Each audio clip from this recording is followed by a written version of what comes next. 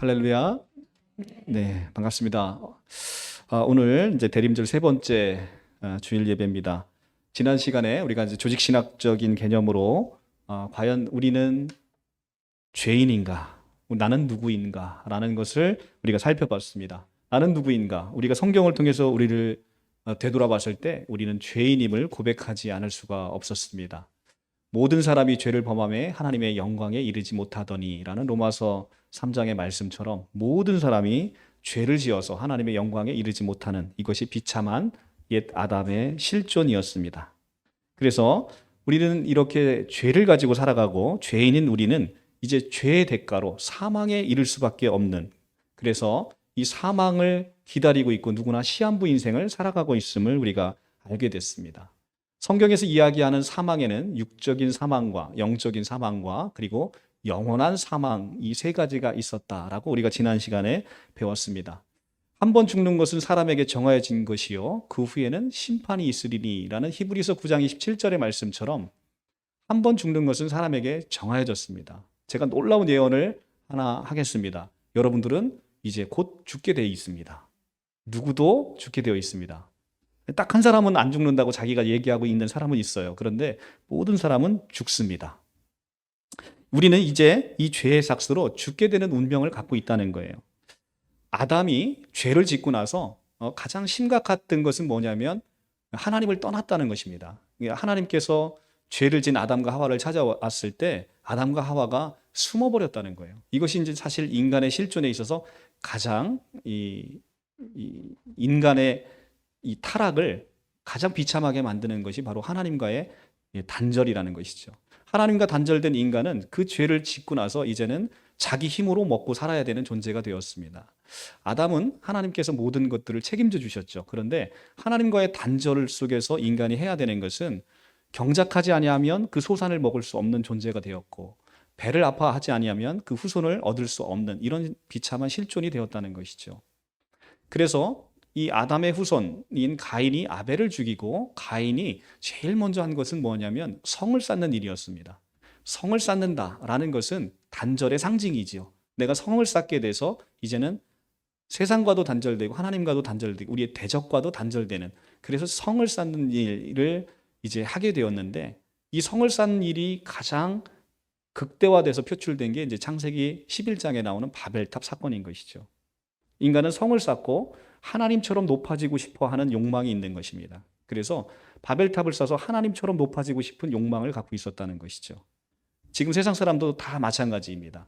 세상에 소망을 두고 있는데 그 소망이 어디에 있느냐면 돈, 명예, 권력, 건강, 이런 곳에 소망을 두고 살아가는 것이죠.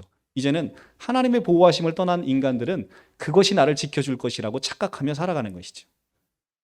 돈이 나를 지켜줄 것이고 권력이 나를 지켜줄 것이고 명예가 나를 지켜줄 것이다 라고 착각하며 살아가는 것이죠. 그런데 그것은 모든 사람이 죽음 앞에서 벌거벗고 다 놓고 가야만 되는 아주 부질없는 것이다 라고 성경은 이야기를 하고 있습니다. 영원한 것에 소망을 두지 않고 살아가는 것은 인생이 전도자의 고백처럼 헛되고 헛되니 헛되고 헛되니 모든 것이 헛되도다 라는 고백으로 삶을 마감할 수밖에 없는 것입니다. 그것이 바로 옛 아담의 실존 아래서 우리가 추구하는 것들의 허무함을 전도자가 고백하고 있는 것이죠. 이 전도서에 나오는 이 말이 이제는 실제 우리에게 산 소망이 되기 위해서는 우리는 이제는 영원한 것, 우리는 그것을 진리라고 얘기합니다. 영원히 변하지 않는 것, 그 진리를 찾아서 헤매는 사람들, 바로 그 진리를 얻은 사람들, 바로 그들을 우리는 그리스도인이다라고 이야기를 합니다. 그 진리를 가져오시기 위해서 예수께서 이 땅 가운데 하나님이신 그분이 말씀이 육신이 되어 이 땅 가운데 오신 바로 그날이 이제 성탄절이 아니겠습니까? 자, 오늘 이 대림절의 세 번째 주일을 맞이하면서 우리 인간의 실존이 죄인이다. 그러면 그 죄인은 과연 어떠한 소망이 있겠는가라는 것을, 우리에게 과연 소망이라는 것은 있겠는가라는 것을 오늘 한번 말씀을 누려보도록 하겠습니다. 인간은 죄 삭스로 이제는 죽게 됐습니다. 한 번 죽는 건 사람에게 정해졌다라고 성경은 이야기하죠. 그러면 우리에게 죽게 되는데 죽은 다음에는 뭐가 있답니까? 죽은 후에는 심판이 있는 거예요. 근데 그 심판은 너무나 무시무시합니다. 우리가 지난 시간에 마태복음 18장 8절에서 9절의 말씀과 누가복음 16장에서 부자와 나사로의 비유를 통해서 이 죽음 후의 심판이 얼마나 무서운지를 우리가 함께 봤습니다. 마태복음 18장 8절에서 9절은 이렇게 얘기합니다. 내 손이나 발이 너를 범죄하게 하거든 찍어 내버리라. 장애인이나 다리 저는 자로 영생에 들어가는 것이 두 손과 두 발을 가지고 영원한 불로 던져지는 것보다 나으니라. 만일 내 눈이 너를 범죄하게 하거든 빼어내어 버리라. 한 눈으로 영생에 들어가는 것이 두 눈을 가지고 지옥불에 던져지는 것보다 나으니라. 얼마나 무시무시한 이야기 아니겠습니까? 누가복음 16장에서 부자와 나사로의 이야기를 통해서 부자가 음부에서 고통을 당하고 있습니다. 얼마나 그 고통이 극심한지 나사로의 손가락에 물을 묻혀서 자기 혀를 서늘케 해달라라고 간청을 하고 있습니다. 그리고 성경은 요한계시록에서 우리가 영원한 불못 사망에서 극심한 뜨거운 곳에서 이제는 영벌에 처해지게 되는, 그곳에서는 다시 너무 고통스러워서 죽고 싶어도 죽을 수 없는 바로 그 세계에서의 고통을 맛보게 된다라고 이야기를 합니다. 이처럼 우리는 무거운 죄의 굴레 가운데 살고 있고 결국 그 죄값으로 인해서 죽게 될 것이고 그 죽음은 영벌의 시작이다라고 이야기하니까 얼마나 무시무시하고 겁이 나겠습니까? 그래서 모든 사람이 죄의 이 죽음의 종노릇한다라고 히브리서에서 이야기를 하는 거예요. 모든 사람들이 이 죽음의 종노릇하게 되는 것이죠. 죽음에 무서워서 벌벌 떨며 살아가는 것이 바로 인간입니다. 그런데 모든 사람이 죽음 앞에 두려움이 있는데 죽음을 설레이면서 소망 가운데 기다리는 사람들이 생겨났다는 거예요.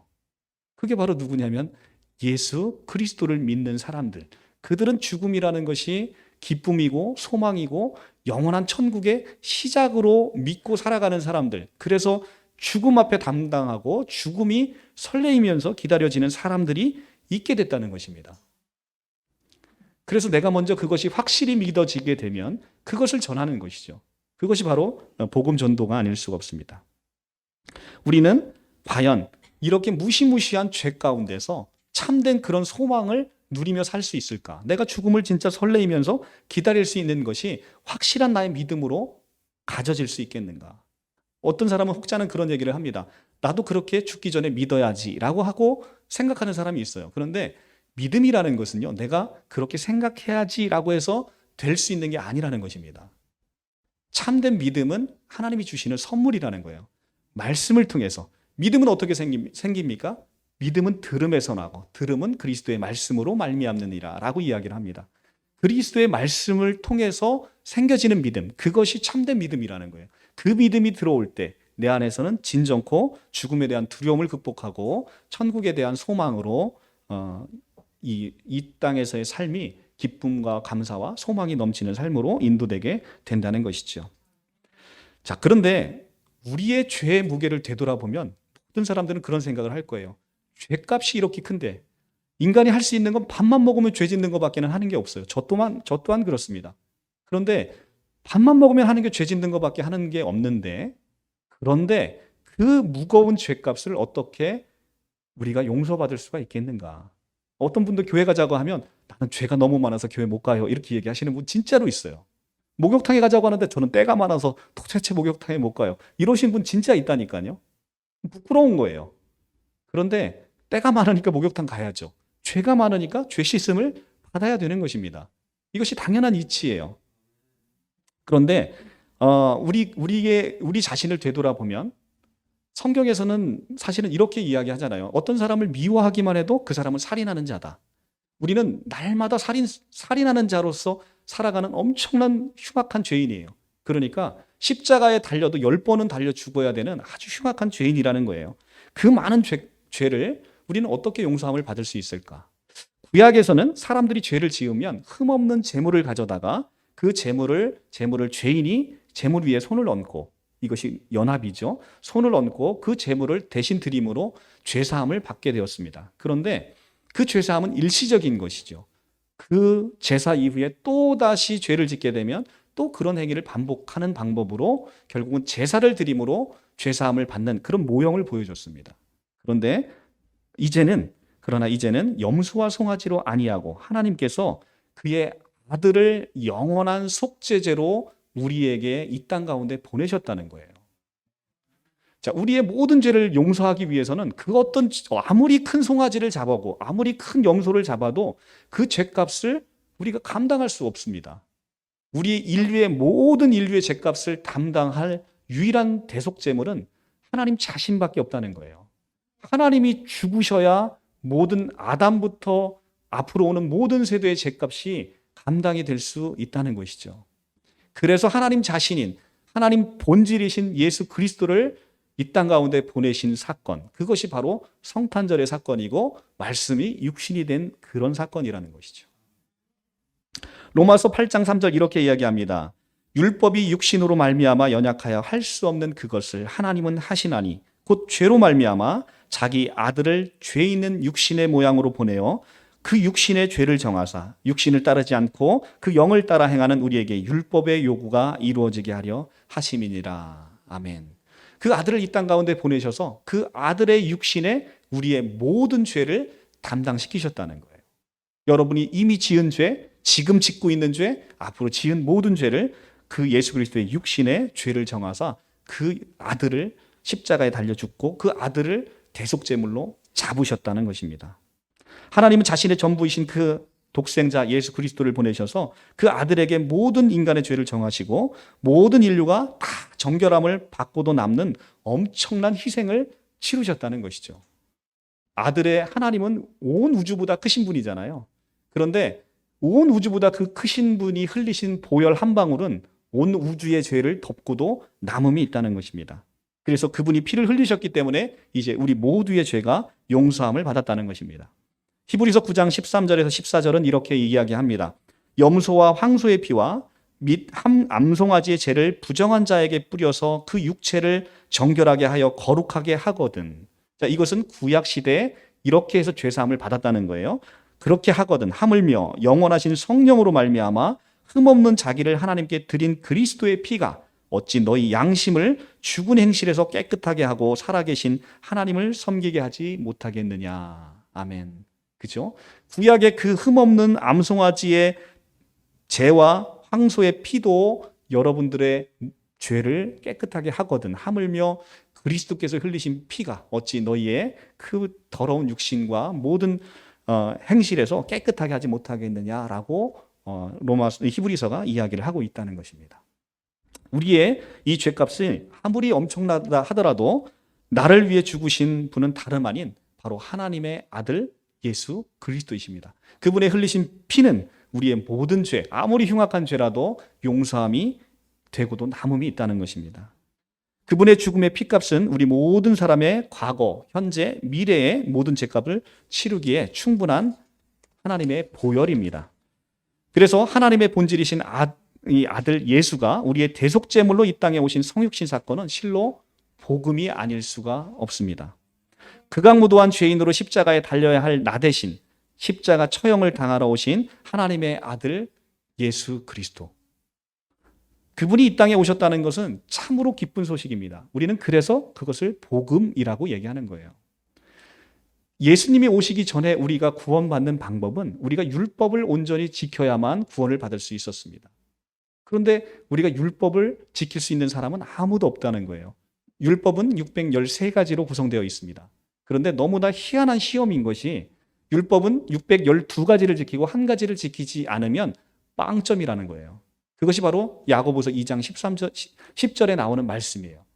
모든 율법을 지키다가 하나를 지키지 아니하면 다 지키지 않은 것이 되는 거예요. 빵점인 거예요. 그러니까 율법을 지켜서 구원을 받을 수 있는 인간이 단 한 명이라도 있다 없다?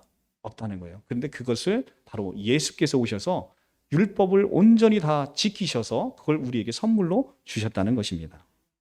그것이 바로 기쁜 소식이에요. 이제는 내가 율법을 지킬 필요가 없다는 거예요. 율법을 다 지키신 그분을 내가 믿음으로, 그분과 연합함으로 그분이 지키신 것이 나의 것이 된다는 거예요. 그래서 성경에서 가장 놀라운 단어는 바로 이 연합이라는 것입니다. 연합. 우리는 우리의 공로로, 우리의 어떠함으로 여러분들이 교회 와서 예배 열심히 드리고 헌금 많이 하고 충성을 해서 그래서 구원받는 게 아니고, 그런 게 구원받는 게 아니고, 하나님은 돈 많으신 분입니다. 하나님이 여러분들의 코 묻은 돈을 달라시고 하시는 분이 아니에요. 하나님이 능력이 없어서 여러분들의 헌신을 요구하는 게 아니라는 거예요. 그러니까 그런 방법으로 한국 교회가 복음을 전하다 보니까 지금 이렇게 이단의 난도질을 당하게 생긴 게 아니겠습니까? 바른 복음을 전하지 못하는 거예요. 복음은 기쁜 소식이에요. 교회 와서 헌금하라는데 그게 기쁩니까? 안 기쁘잖아요. 그런데 기쁜 소식은 뭐냐? 너희는 아무것도 할 게 없다는 거예요.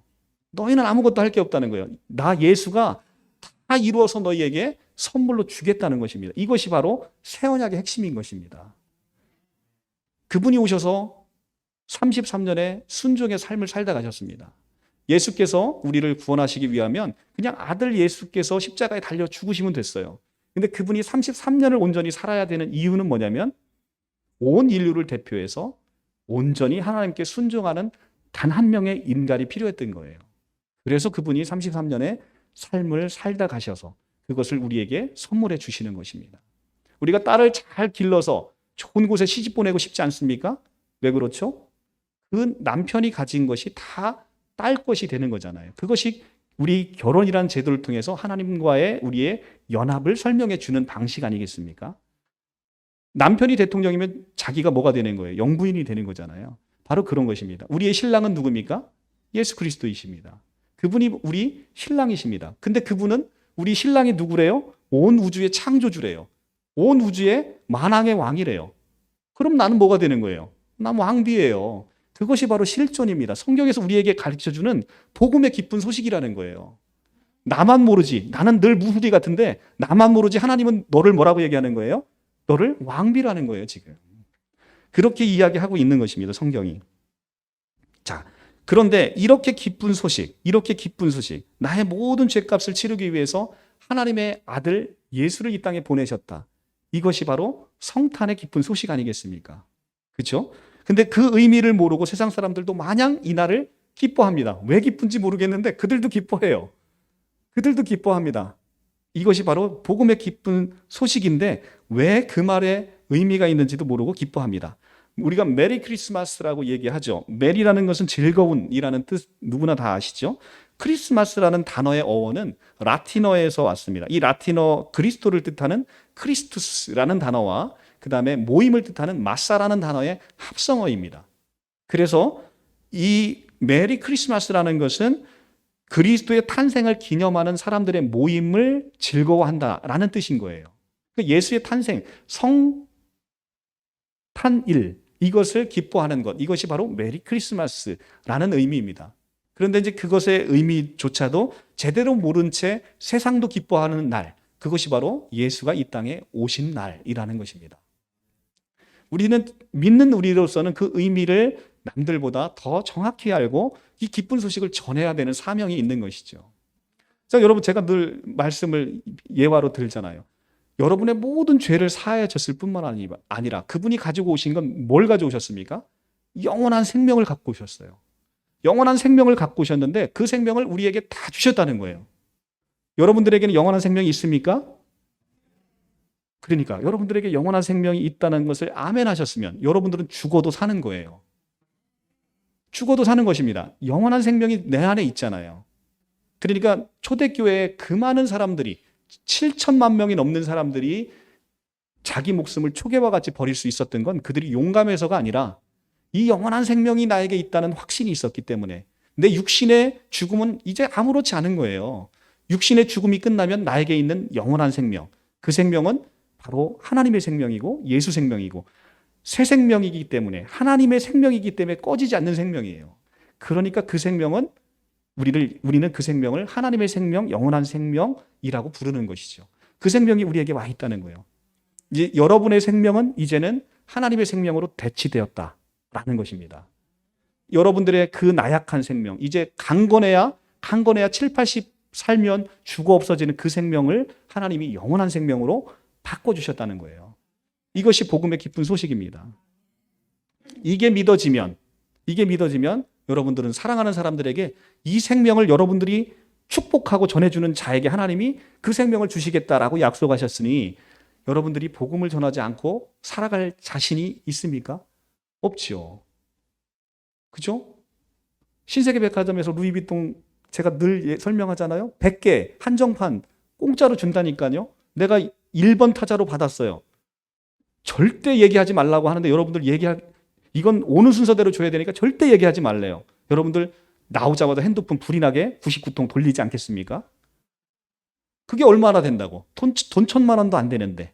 그죠? 그런데 여러분들은 지금 육신의 생명만도 이것의 가치를 환산해 보지 아니하니까 생명의 가치를 못 느끼는 거예요. 이건희 회장이 5년 동안 투병했잖아요. 자기의 생명과 이건희 회장의 그 처지를 바꾸자라고 하면 전 재산 줄 테니까 바꾸자. 이건희 회장이 돌아가셨을 때 상속재산이 19조 8천억이었어요. 19조 8천억을 다 줄 테니까 바꾸자. 바꾸실 분 누가 있어요? 아무도 없잖아요. 한낱 3, 40년 살다 가는 생명을 갖고 있는 나에게도 19조 8천억과 바꾸지 않는 생명이 나에게 있다는 거예요. 그런데 이 생명의 가치를 느끼지 못하는 사람은 어떻게 합니까? 자기 스스로 세상을 비관해서 목숨을 끊는 사람도 있다는 거예요. 어떤 사람은 19조 8천억을 줘도 안 바꾸는데 어떤 사람은 스스로 자기 목숨을 버리는 사람도 있다는 거예요. 생명의 가치는 생명의 의미를 부여하지 않으면 아무런 의미가 없다는 것입니다. 생명에는 의미를 부여해야 되는 거예요. 삶에는 의미를 부여해야 되는 겁니다. 의미를 부여하지 않는 생명, 삶은 의미 없다는 거예요. 하물며 이제는 5, 60년 살다가 누군가는 다 죽어버리는 생명도 19조 8천억과 바꾸지 않는데 하나님의 생명이 나에게 주어졌고 선물로 왔다는 거예요. 이것의 가치는 몇 조? 엄청난 가치의 생명을 내가 공짜로 받았네요. 루이비통 백도 1,000만 원짜리 그냥 받으면 99통 전화를 돌리는데 하물며 수천억 조가 넘는 생명을 받았는데 내 사랑하는 자식에게조차 복음을 전하지 않는다? 나는 그 생명의 가치를 전혀 모른다는 거예요. 나는 그 삶의 가치를 전혀 모른다는 거예요. 그것이 바로 우리가 옛 아담 아래 머무르게 되면 우리가 빠지게 되는 오류라는 거죠. 우리는 이제 아담의 후손이 아닙니다. 아담의 후손이 아니에요. 마지막 아담으로 이 땅 가운데 오신 분이 누굽니까?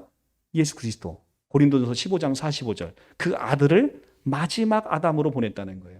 마지막 아담으로 보냈다는 건 정말 큰 복음이에요. 이제 그러면 마지막 아담으로 인해서 새로 태어난 여러분들은 아담이다 아니다? 아담이 아니잖아요. 마지막 아담으로 아담이 끝내졌으니 여러분들은 이제 아담이 아닌 거예요.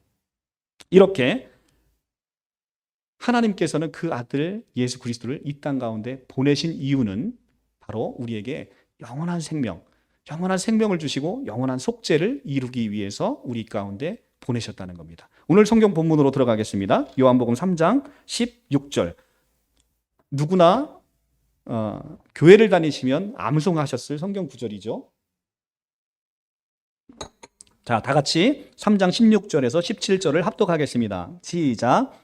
하나님이 세상을 이처럼 사랑하사 독생자를 주셨으니 이는 그를 믿는 자마다 멸망하지 않고 영생을 얻게 하려 하심이라. 하나님이 그 아들을 세상에 보내신 것은 세상을 심판하려 하심이 아니요 그로 말미암아 세상이 구원을 받게 하려 하심이라. 아멘. 너무 유명한 성경 구절, 성경에서 가장 유명한 성경 구절이라고 할 수 있죠.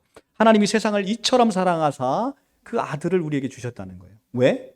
우리를 구원하시고 우리에게 영생을 주기 위해서. 이 영생이 뭔지를 모르니까 우리가 이것의 가치를 모르는 거예요. 이 영생은 영원한 생명의 줄임말로 우리 생명이 길게 사는 게 아니라 하나님의 생명이라는 거예요. 우리가 한 번도 보지도 못하고 갖지도 못했던 그 하나님의 생명을 우리에게 주시기 위해 이 땅 가운데 오셨다는 거예요. 그럼 예수를 믿었다. 예수를 믿었다는 것은 예수를 믿는 데서 끝나면 아무런 의미 없다는 거예요. 예수를 믿는 거는 누구나 믿을 수 있어요. 그런데 그보다 더 중요한 건 뭐냐면 이 영원한 생명으로 내가 새롭게 살아가는 거예요. 영원한 생명은 나의 목숨으로 살아가는 게 아니고 나의 의로 살아가는 게 아니고 나의 노력으로 살아가는 게 아니고 하나님의 생명으로 살아가는 거예요. 믿음을 따라 하지 아니하는 모든 것이 죄랍니다. 우리가 어디 가서 착한 일을 해요? 누굴 도와요? 분명 착한 일이에요. 그런데 그것이 다 죄라는 거예요. 왜? 거기에는 나의 교만함이 묻어 있습니다. 나는 이렇게 사람을 도왔어. 나는 거기에 우쭐함이 있어요. 나는 사람을 돕고 사는 사람이야. 라는 나의 교만이 있다는 거예요. 그것은 믿음을 따라 하지 않은 모든 것들이 그것이 비록 착한 마음에서 시작됐다 하더라도 그거조차도 죄라는 거예요. 우리는 그리스도와 함께 십자가에 못 박혔다는 거예요. 우리는 그리스도와 함께 십자가에 못 박혔나니 그런즉 이제는 내가 사는 것이 아니고 내 안에 그리스도께서 사시는 거예요. 그분이 하라는 것을 하고 그분이 하지 말라는 것을 하지 말고 살아가는 사람들이 바로 그리스도의 사람들이라는 것입니다. 그것이 바로 영원한 생명으로 살아가는 사람들이라는 거예요. 지금은 이렇게 하나님이 세상을 이처럼 사랑해서 우리에게 독생자를 주셨다는 것입니다. 그리고 이제 이 독생자를 주신 것은 세상을 심판하려 함이 아니라 세상을 구원하기 위해서 이 땅 가운데 우리에게 그리스도를 주셨다는 것입니다. 이제 우리는 이 죄값으로 영원한 사망에서 건짐을 받게 됐어요. 앞으로 내가 예배 잘 드리면 받게 되는 거예요? 아니면 우리에게 이미 그 영원한 사망에서 우리를 건져 주셨습니까? 네. 요한복음 5장 24절. 이렇게 자신이 없으세요? 요한복음 5장 24절입니다. 요한복음 5장 24절. 요한복음 5장 24절. 다 같이 합독하겠습니다. 시작.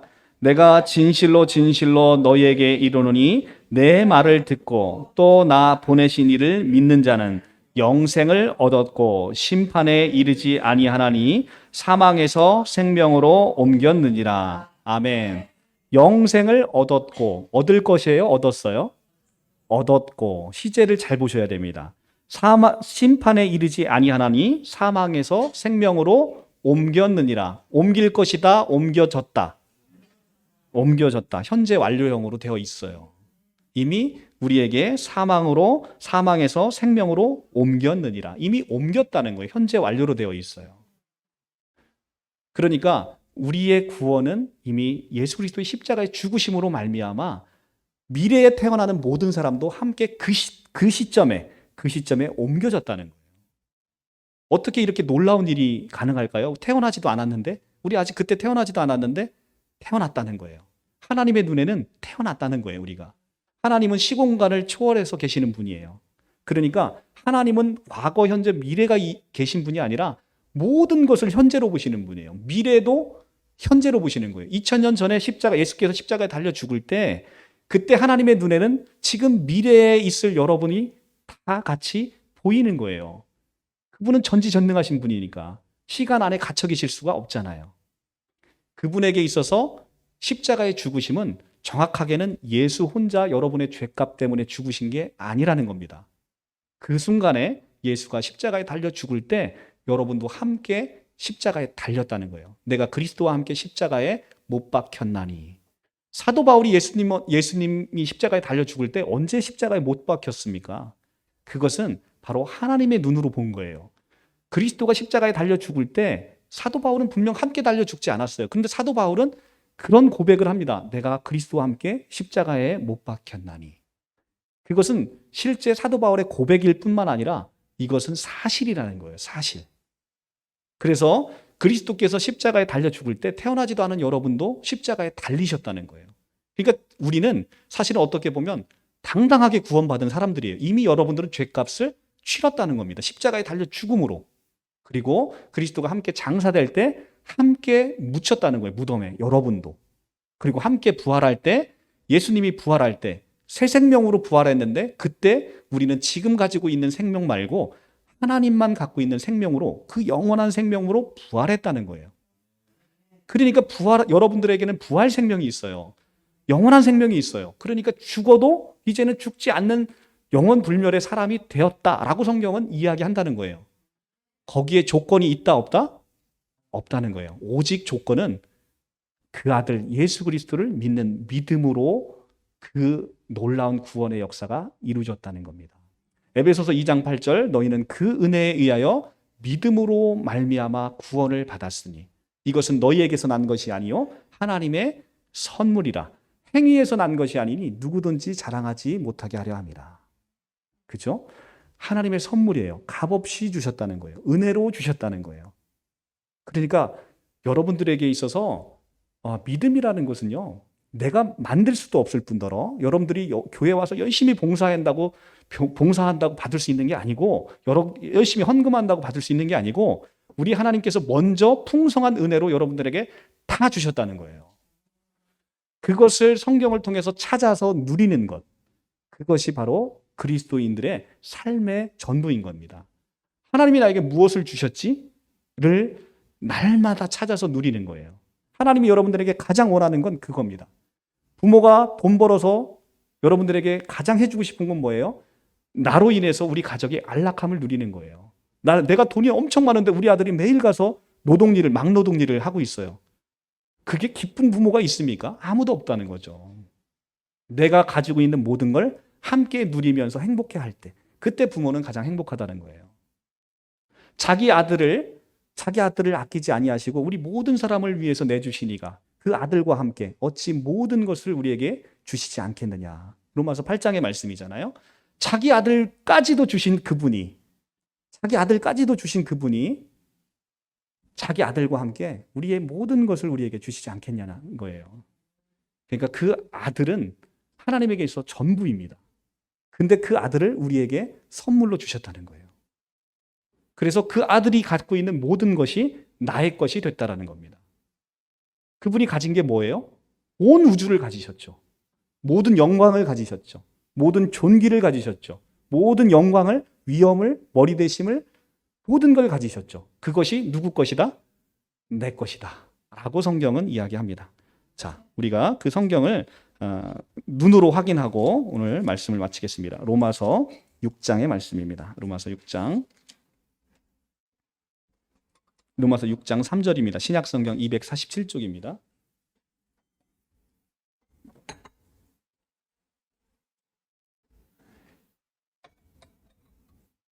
로마서 6장 3절부터 제가 봉독하겠습니다. 무릇 그리스도 예수와 합하여 세례를 받은 우리는 그의 죽으심과 합하여 세례를 받은 줄 알지 못하느냐. 연합했다는 얘기입니다. 그러므로 우리가 그의 죽으심과 합하여 세례를 받음으로 그와 함께 장사되었나니. 자, 우리는 태어나지도 않았던 우리가 예수께서 장사될 때, 그가 죽을 때 함께 죽고 그가 장사될 때 함께 장사되었답니다. 함께 되었나니 이는 아버지의 영광으로 말미암아 그리스도를 죽은 자 가운데서 살리심과 같이 우리로 또한 새 생명 가운데 행하게 하려 함이니라. 우리 또한 예수 그리스도와 마찬가지로 예수님만 갖고 있었던 그 생명을 우리에게 주심으로 함께 부활하게 했다는 얘기입니다. 만일 우리가 그의 죽으심과 같은 모양으로 연합된 자가 되었으면 또한 그의 부활과 같은 모양으로 연합된 자도 되리라. 우리가 알거니와 우리의 옛사람이 예수와 함께 십자가에 못 박힌 것은, 자, 우리의 옛사람이 어떻게 됐대요? 십자가에 못 박혔답니다. 못 박힌 것은 죄의 몸이 죽어 타시는 우리가 죄의 종로로 타지 아니하려 함이니 이는 죽은 자가 죄에서 벗어나 의롭다 하심을 얻었음이라. 얻을 것이다 얻었음이니라. 만일 우리가 그리스도와 함께 죽었으면 또한 그와 함께 살 줄을 믿노니 이는 그리스도께서 죽은 자 가운데서 살아나셨음에 다시는 죽지 아니하고 사망이 다시 그를 주장하지 못할 줄을 알미로다. 그가 죽으심은 죄에 대하여 단번에 죽으심이요 그가 살아계심은 하나님께 대하여 살아계심이니 이와 같이 너희도 너희 자신을 죄에 대하여는 죽은 자로 그리스도 예수 안에서 하나님께 대하여는 살아있는 자로 여길지어다. 아멘. 자, 태어나지도 않은 여러분이 함께 십자가에 달려 죽었대요. 그래서 모든 죄값을 용서받았대요. 그리고 여러분들이 장사됐대요. 그리고 함께 부활했답니다. 부활할 때 어떤 생명으로? 새 생명으로. 하나님께서 주신 이제는 이 연약한 육신의 생명이 아니라 하나님만 갖고 있었던 영원히 꺼지지 않는 생명, 그 수천조의 생명으로 부활했대요. 그리고 다시는 죄의 종로로 타지 않게 만드셨다는 거예요. 이게 안 믿어지십니까? 성경에 하는 얘기예요. 성경이 하는 얘기, 제가 하는 얘기가 아니고. 그러니까 사도 바울이 우리에게 팁을 줍니다. 이게 안 믿어지는 사람이 있어요. 성경에 쓰여졌고 아무리 담임전도서 얘기하는데 안 믿어지는 사람이 있대요. 그러니까 어떻게 하래요? 11절에 이와 같이 너희도 너희 자신을 죄에 대하여는 죽은 자로 그리스도 예수 안에서 하나님께 대하여는 살아있는 자로 여길지어다. 여기라는 거예요. 안 믿어지면 그냥 여기라는 거예요. 내가 지금 여기서 나가면 또 죄를 짓네요. 근데 죄를 짓는 나를 보면서 실망하지 마시고 뭐라고 얘기하냐면 나는 죄에 대해서 죽은 자야 라고 여기고 살라는 거예요. 여기는 건 할 수 있잖아요. 믿지는 못해도 여기는 건 할 수 있잖아요. 여기게 되면 그것이 믿음으로 여러분 것으로 주어진다는 거예요. 그래서 하나님의 눈에는 여러분들이 짓는 죄를 이제는 여러분이 짓는 죄가 아니라고 선포하고 계시는 거예요. 바로 뒷장, 바로 옆장에 7장에 가면 16절, 17절에 7장 16절에 만일 내가 원하지 아니하는 그것을 행하면 내가 이로써 율법에 선한 것을 시인하노니 이제 그것을 행하는 자가 내가 아니요 내 속에 거하는 죄니라. 여러분들이 나는 죄 짓기 싫어. 이제 나는 예수 믿어서 죄 짓기 싫어. 그런데 육신이 연약하여 뭐를 합니까? 죄를 또 짓네. 근데 그 죄가 하나님의 눈에는 누가 짓는 죄래요? 네가 아니라는 거예요. 네 속에 있는 죄가 죄를 짓는다는 거예요. 그러니까 너는 이제는 모든 죄에서 해방함을 입었다는 거예요. 나만 모를 뿐이지, 나만 모를 줄이지, 네가 짓는 죄는 이제 하나님의 눈에는 새 사람인 여러분들이 짓는 죄가 아니라, 새 사람인 여러분들이 짓는 죄가 아니라 여러분들의 아직 옛사람 안에 남아있는 죄성이 죄를 짓고 있고 여러분들은 모든 죄에서 해방함을 입었다라고 하나님이 그렇게 봐주시겠다라고 얘기하는 겁니다. 이게 복음이잖아요. 기쁘지 않습니까? 네. 그래서 우리는 이 복음을 기쁜 소식이다라고 얘기하는 것입니다. 히브리서 9장 12절 오직 그리스도는 죄를 위하여 한 영원한 제사를 드리고 하나님의 우편에 앉으사 그 후에 자기의 원수들을 자기 발등상이 되게 하실 때까지 기다리시나니 그가 거룩하게 된 자들을 한 번의 제사로 영원히 온전하게 하셨느니라. 한 번의 제사로 영원하게 온전하게 하셨대요. 나만 모르고 있는 거예요. 하나님은 여러분의 예수 그리스도의 제사로 말미암아 여러분들을 영원히 깨끗하게 하셨다는 겁니다. 영원히 깨끗하게 하셨다는, 이게 내가 하는 얘기가 아니고 성경이 하는 얘기예요. 이게 안 믿어지면 그냥 여기래요. 그냥 나는 깨끗해졌구나. 나는 의인이구나. 나는 거룩한 자구나. 여기라는 것입니다. 그러면 여러분들에게 그것이 실존으로 이루어진다라고 얘기합니다. 이제 우리는 하나님의 아들 예수 그리스도로 말미암아 영원한 속죄를 얻었습니다. 그분의 산제사로 흘리신 그 보혈로 말미암아 이제는 흠도 없고 점도 없는 그런 자가 되었습니다. 예수 그리스도께서 채찍을 맞으심으로 우리가 나음을 입었어요. 그분이 죽으심으로 우리는 삶을 얻었어요. 이것이 복음의 놀라운 소식입니다. 그 일을 위해서 오신 분, 바로 그분이 하나님의 아들 예수 그리스도. 이제 다다음 주면 우리에게도 그날을 기념하는 날이 오는 바로 그날입니다. 우리 그날을 소망하면서 우리 예수 그리스도 그분만을 찬양하는 삶으로 인도되기를 간절히 바랍니다. 예배 마치겠습니다. 기도하겠습니다.